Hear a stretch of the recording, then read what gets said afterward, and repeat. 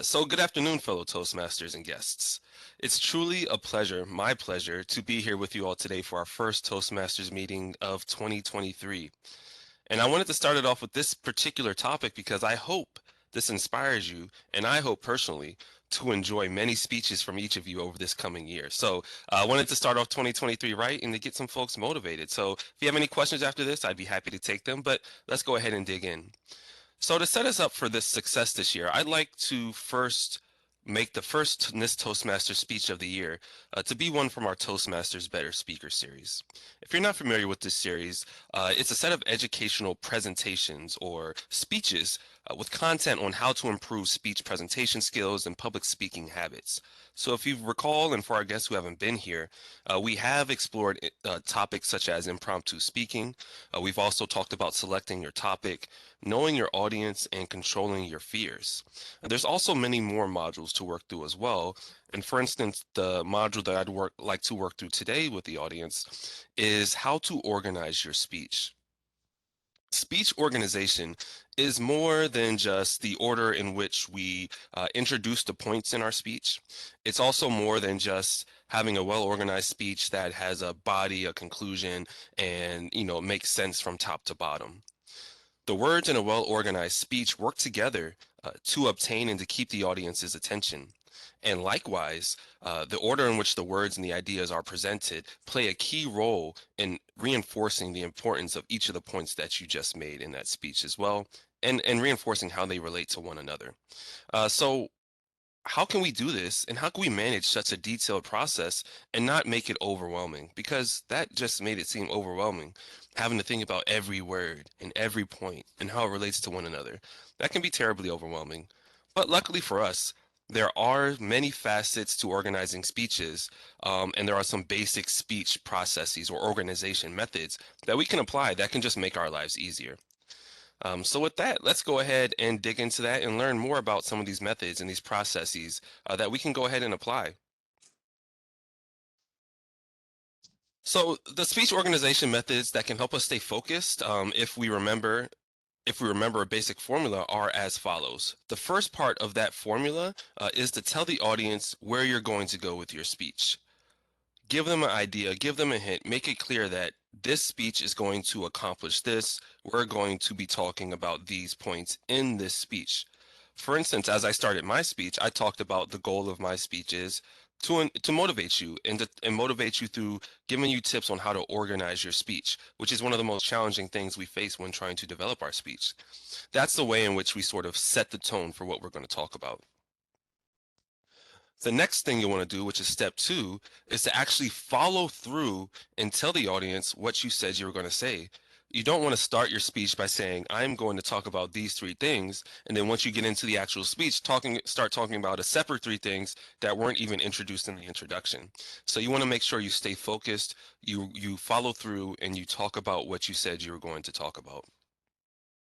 And then the final step I'll talk about here is finish with telling the audience again what you have told them throughout your speech. So this may seem repetitive, it may seem redundant, but in actuality, it's a simple method to keep you on focus.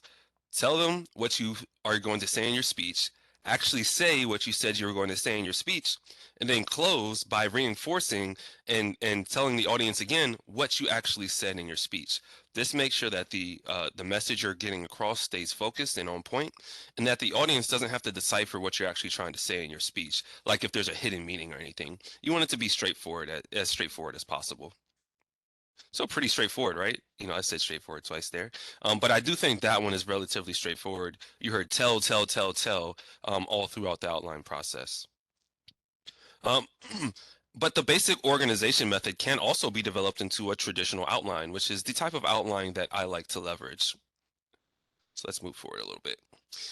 So the tell them what you're going to tell them section of the methodology which talked about is the equivalent to the introduction section of a traditional outline.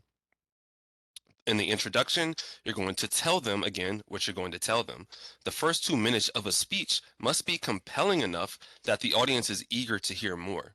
So the introduction acquaints the audience with the topic and also helps establish the presenter as an authority on that topic as well. So in that first 2 minutes, it's really a make or break. If you don't capture the audience's attention, you may lose them for the rest of the speech. So you want to make sure that you're honing in on or reinforcing something that's really going to impact the audience and something that you'll dig deeper into once you get into your speech. The follow through and the follow through and tell the audience what you said you were going to tell them section is the equivalent to the body section of a traditional outline.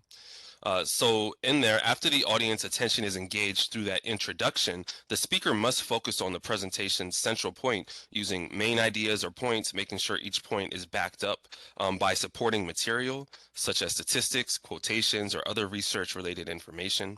That can really help you drive home your point and really make your body robust enough to make sure that you're fulfilling the audience's attention, which you captured immediately in your introduction. Oh, sorry. And then the tell the audience again what you actually told them section is the equivalent to the conclusion section of a traditional outline. The conclusion section is the, again, tell them what you have told them, reinforce it. So you want to use the final moments of your allotted time to sum up what you've just said.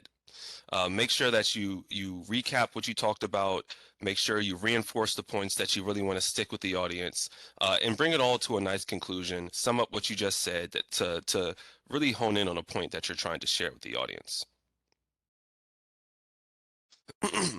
But now that we know the structure of the outline, that we should use for our speech, we now have to address the most challenging part of the process, which is actually filling out the outline. Now that you have the structure of the outline, but how do you actually add content to it? And for many people, this is the toughest part. Sometimes the best place to begin creating a speech is actually in the middle. Remember, I talked about the introduction being so terribly difficult, and there's another module that will dig deeper into that. But one way to get around that is to actually start your speech in the middle. So while trying to create a compelling opening before anything else is something that we're always wanting to accomplish, one may end up feeling stalled, you'll feel anxious, overwhelmed by trying to uh, introduce something that you haven't fully thought out yet. So sometimes it's better to fully think it out. So instead, begin creating your speech with the main idea and then gradually branch out to separate ideas or to separate paths that'll support that main idea. There are some other tips for completing the outline of your speech in an organized manner. For instance, to effectively organize your speech, you're going to want to list the key points. So state the speech's central idea in one simple sentence and follow this simple sentence with 3 to 5 statements that actually support that sentence. And then you're going to want to arrange them in order. So organizing the statements into a loose outline is helpful, but that outline should be logically and sequentially arranged and reflect the speech's central idea. Then you're going to want to expand upon these points. So elaborate upon each supporting statement that we just talked about. Use examples and anecdotes involving people or events, and then convert statistics and ideas to familiar terms that the audience now understands and can latch on to. And then once you've listed the key points, arrange them in order, and expanded upon those points, now you're ready to develop your introduction. Here, what you'll want to do is review each supporting statement section. Is there a statistic, quote, or anecdote that would work well in an introduction? Consider asking the audience to answer a question with a show of hands, or ask a rhetorical question that will encourage immediate focus on the topic. For instance, when I'll start a speech about an introduction, you may ask the audience, what's the hardest part of writing a speech? And that may get the audience mind engaged. It may get them thinking about what you're going to say. And that's where you come in and say, for me, the hardest part of writing a speech is an introduction. And that's sort of a way to introduce the audience to what you want to talk about in a more discreet manner. And then also what you'll want to do is incorporate the first part of the tell them formula, which was what we were talking about in the introduction, because listeners appreciate a preview of what they're going to hear. And then finally, we talked about the introduction. You also need to develop a conclusion. Summarize your key points, make a call to action if applicable, and then return control of your speaking opportunity to the person who introduced you. So for instance, if you're speaking in Toastmasters, you would say, back to you, Toastmaster of the day, to transfer that speaking opportunity back to the facilitator of the meeting. But what if traditional outlines don't work for you? Everyone's different. And the outline I method we just went through, the traditional outline method, it's not a catch-all. It doesn't work for everybody. It's not a one size fits all. So as an alternative to the outline method, you can try creating what's known as a mind map. A mind map is a diagram that represents an individual's random thoughts on a particular subject. Its purpose is to discover what will be included in the speech and when it will be mentioned and how it will be mentioned as well. So for this one, there are a few steps to getting this done. For step one, what you're going to do is you'll want to print the main topic of your speech in the center of a page and circle it so that it stands out. And you should see that on your screen now. You want to circle it so that it stands out. Ideas about how to organize a speech are recorded and recorded in squares around the main topic. So you see here the tell them formula, the outline, etc. And then these squares are then linked to the main topics with lines. And then finally, important points about these ideas should also be added to your mind map when you're doing this. In step two, on a separate piece of paper, you will want to create a mind map for one of those ideas that we talked about in step one. So you should see that here on your slide now. The idea, again, should be in the middle of the page, surrounded by specific elements of that idea. You should see that on your slide now. For example, the specific elements related to the outline idea would be the intro, the body, and the end or the conclusion. You should see that on your image on your screen now. And so while you're doing this, you'll want to keep in mind that you want to keep this mind map as free of clutter as possible. So what you'll want to do is use a separate piece of paper to notate direct quotations and other extra material. You'll also want to connect the extra material to the mind map using asterisks, numbers, or color coding. And for me, mind map seems a bit more complicated to me, but in the end, it's probably because what I would say is I am creatively challenged. I know there's some creatively talented people out there. And they're very evident in my fellow Toastmasters. Lisa Ng, Lisa Derby, Lena, all are very creative. Me, on the other hand, I lack creativity. So for the very creative individuals in Toastmasters, I do think I would recommend looking into the mind map exercise. See if it works for you. And for the more creatively challenged individuals like myself, I would say latch on to that traditional outline process. I like structure. I like straightforwardness. I like linear problems and addressing and solutions. So that's why I latch onto that traditional outlining process. But however, it's about what works for you. Whatever helps you best organize your speech is going to be what's best to use. So to wrap up, I want to reiterate that a disorganized presentation is less effective than an organized one. If a speech is disorganized, an audience is focused on trying to create order in the presentation instead of paying attention to the speaker's actual message. And so what you want to do is to remember to use the speech organizing tools that we just talked about today, leverage them to your advantage so that you can create a presentation that can attract and keep the audience's attention. And so to close, I'll leave you with this by the ancient Greek poet Hesiod. It is best to do things systematically, for we are only human, and disorder is our worst enemy. So with that, I hand it back over to you, Toastmaster of the Day. Thank you, fellow Toastmasters and guests.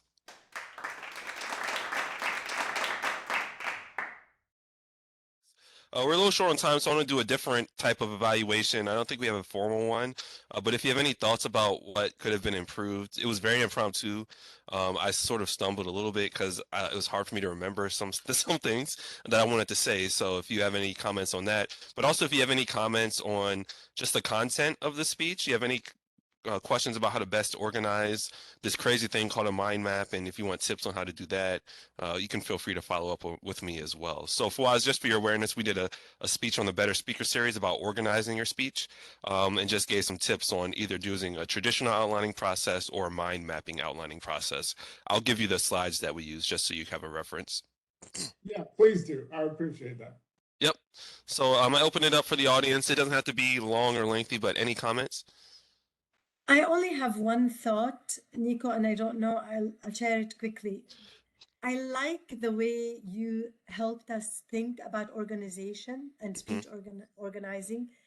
a thought I have is I just don't know if that would work or not, but I always feel that it would be nice to have a real example. Hmm. So I don't know how much more difficult that would be, but to have an actual example of, let's say, a story where there's an introduction, a body, and a conclusion, where Mhm. every time you spoke about what you're trying to say, you demonstrated that.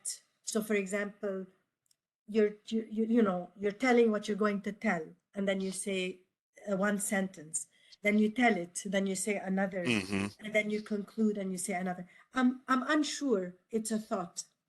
No, that's a really good point because at certain points of the speech, I wanted to refer to an example and say, "Hey, this is how it would work," but I didn't have that example ready or embedded within what I wanted to say. So if I used that same example and sort of kept referring back to it at different parts of the speech, I think it would have drove it home a bit more. So I think you're 100% right.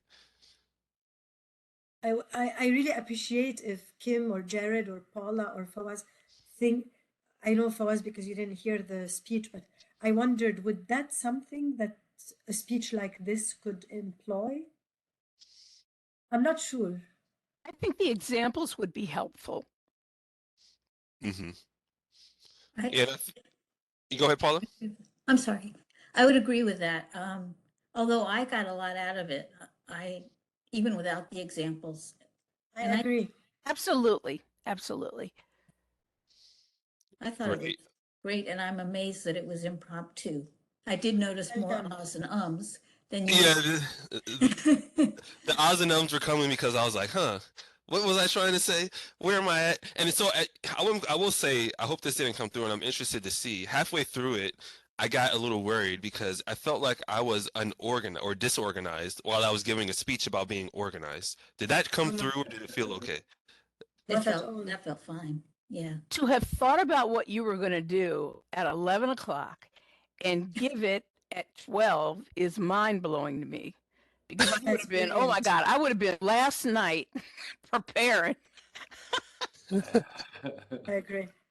Fawaz, you have a question? Oh, you're clapping. Okay. Yeah, I was clapping. Yeah, no, that's Nice. great. I think that's why you I want to agree. make best additions to Toastmasters to just know, hey, we need something to have here and just I mean, I have something and even I mean, yeah, the neck thing, but I still have to freshen up my speech. So that's awesome. I mean, I didn't hear the speech, but from what everyone is saying, like, yeah, I'm trying. kudos. I'm trying to learn from our other officer Juan. He is known for being able to come to a speech 5 minutes, come to a meeting 5 minutes before the meeting's happening, and just come up with a speech and give it right there in Toastmasters. 5 to 7 minute speech. It's coherent, makes sense, and he delivers it without having ahs and ums. It's truly a talent that I'm trying to work on. So this is part of that practice. So thank you all for your feedback. Thank you all for indulging me a little bit for this sort of restructured meeting.